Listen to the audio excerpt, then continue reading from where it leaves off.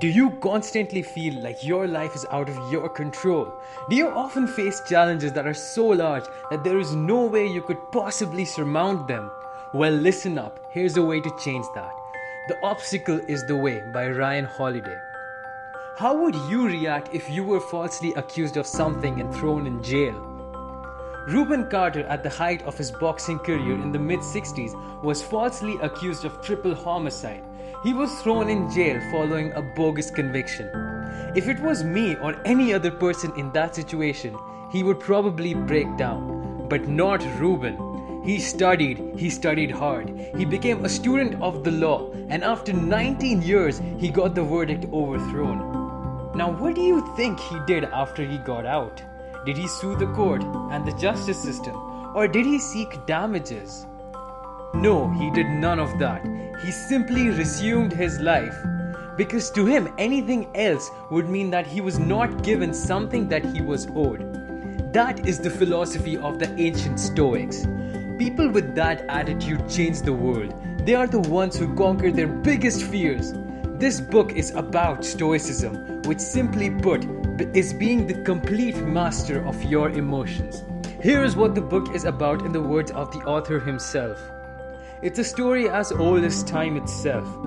Something stands in someone's way. They stare it down, they aren't intimidated. Leaning into their problem or weakness or issue, they give everything they have, mentally and physically. Even though they did not always overcome it in the way they intended or expected, each individual emerged stronger and better. To quote Randy Pausch, the late author of the last lecture, "The brick walls are there for a reason. The brick walls are not there to keep us out. The brick walls are there to give us a chance to show how badly we want something." This book is divided into 3 sections: perception, action, and will. Number 1, perception. You need to put things in their proper place. Every time something bad happens to you, think about how much worse it could have been. You lost your job? At least you still have your savings. You lost a limb? At least you're still alive. You lost your house? At least you have all your body parts. You see how that works? You have to be in complete control of your emotions. Be the eye of the storm. Stare down every problem that you face in life. Let nothing unfaze you.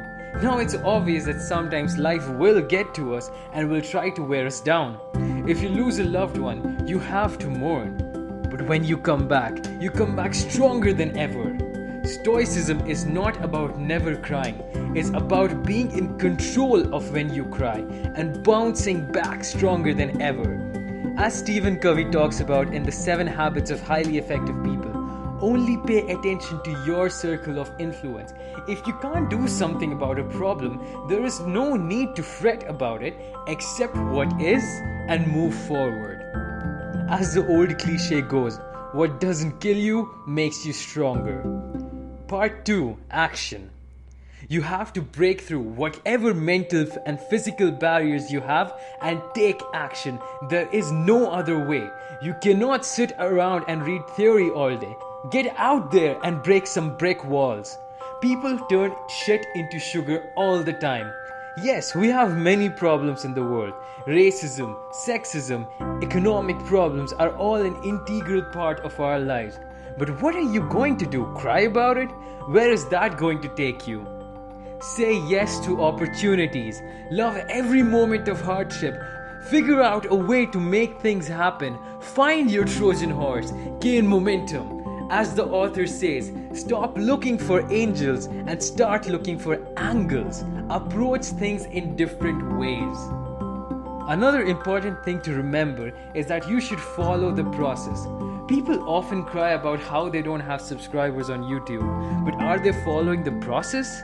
PewDiePie, the most successful YouTuber right now, had 100 videos when he hit 2,500 subscribers. Do you have that kind of hustle?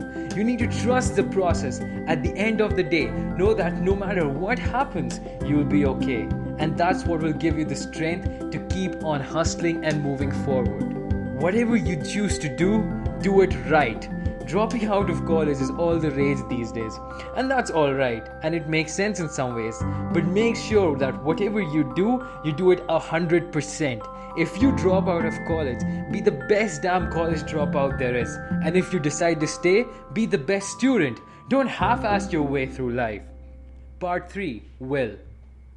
Will is your internal power, the one that can never be affected by the outside world. An excellent example of exhibiting will is Theodore Roosevelt. Theodore Roosevelt was born with crippling asthma. Despite being privileged and intelligent, he had a weak body. But he didn't let that get to him. In spite of being a young boy, he decided that he would make his body. He worked out at the gym made by his father, and in 5 years, he completely removed his illness. As a side note, that is what is great about working out. You build your body and consequently you build your mind. A strong exterior leads to a strong interior. If you knew a person who said, "Man, I hate these traffic lights. They have a personal vendetta against me. They only become red for me," you would call that person insane. Yet, that is what we do every day. We blame life for things it throws at us. What you need to understand is that life is just giving you red lights and it gives them to everyone. It's not personal. A red light doesn't mean that you can't get to where you were going. It just means it'll take a little bit longer. Love everything that happens. One day, Edison came back from home early. A worker from his factory hurriedly came and told him that a massive fire had broken out in the factory. He quickly called his son from the house and told him, "Get your mother and all her friends. They'll never see a fire like this." Was Edison crazy? Of course not. He knew that he was in a mess. But what was he going to do? Cry about it? He decided to make the best of the situation.